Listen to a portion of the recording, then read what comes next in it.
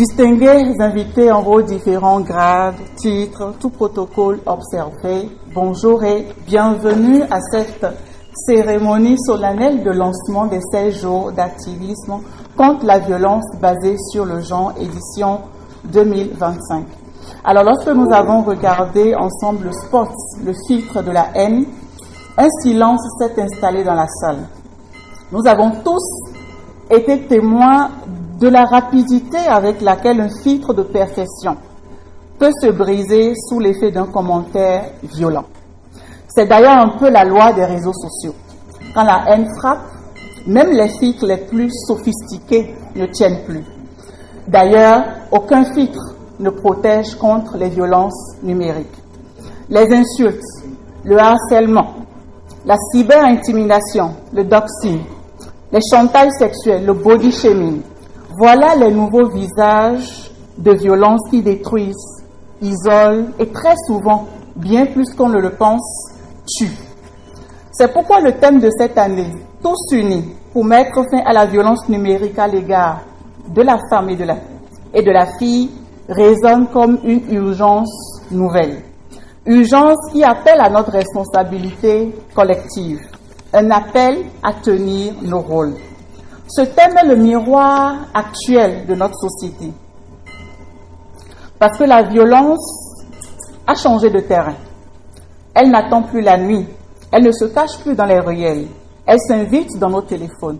Elle s'invite dans nos salles. Elle s'invite dans nos amphithéâtres. Elle s'invite dans les commentaires. Elle s'invite dans les groupes WhatsApp. Et face à cette mutation, une seule stratégie tient la route, l'union. Le clavier peut être l'arme des lâches.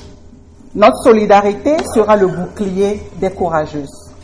Mesdames et messieurs, durant cette campagne, nous nous sommes engagés dans une mobilisation sociale et institutionnelle d'envergure nationale, du 24 novembre, date d'hier, au 31 décembre 2025. L'Institut national de la femme va oranger le Bénin. 20 drapeaux géants, orange, flottent depuis hier tout autour du siège de l'Institut national de la femme, comme un cri visuel contre les violences basées sur le genre. Une campagne digitale d'ampleur nationale mobilisera Facebook, TikTok, Instagram pour sensibiliser, informer et protéger. 12 radios communautaires sélectionnées sur toute l'étendue du territoire diffuseront en langue nationale des émissions interactives pour toucher toutes les couches sociales. Ces émissions seront animées par nos antennes départementales et nos points et nos psychologues dans les départements. Nous mobiliserons les émigrants et les tricycles qui porteront notre message à travers les 12 départements, dans les villes et zones périurbaines. Personne ne sera laissé à l'écart. Pour finir, place à quelque chose d'assez symbolique et puissant. Nous renforcerons l'autonomie physique des femmes et des filles par des séances d'initiation à la self-défense organisées au siège de l'Institut national de la femme. Mesdames, vous y êtes invitées. Et si vous pensez, oh, je n'ai pas le temps, j'ai trop de choses à faire, souvenez-vous, cet atelier de self-défense sera le moment pour vous d'apprendre à gagner du temps en stoppant tout de suite le danger. Vous venez apprendre à dire non de façon très convaincante. Mesdames et messieurs, l'un des temps forts de la cérémonie de ce matin sera le panel d'experts sur la sextorsion. Et je m'en voudrais de ne pas m'attarder sur ce point.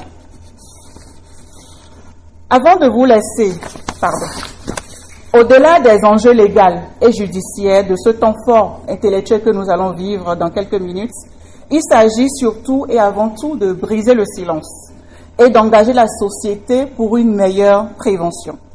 La sextorsion, vous le savez, repose sur la honte et sur la peur des victimes.